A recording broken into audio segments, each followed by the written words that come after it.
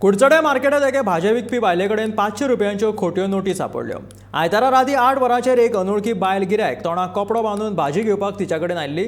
तिणें भाजी घेवन 500 रुपयांच्यो नोटी दिल्यो अशें भाजेकान्नीचें म्हणणें आसा।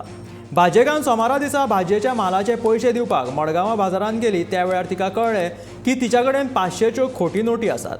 ही भाजिकान सुमार 30 वर्सां जालीं आपलो भाजयेचो धंदो करता, पूण आजून मेरेन अशी घडणूक केन्ना घडूंक ना अशें भाजेकान्नीचें म्हणणें आसा।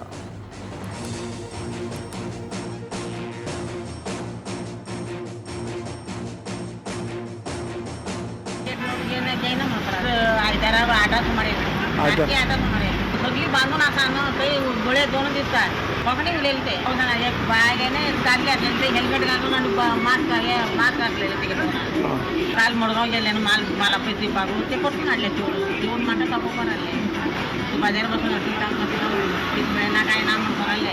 आनी कितें कळटा, तुमी सांगल्यार आमी कळटा न्हू, कांयच कळना बाबा।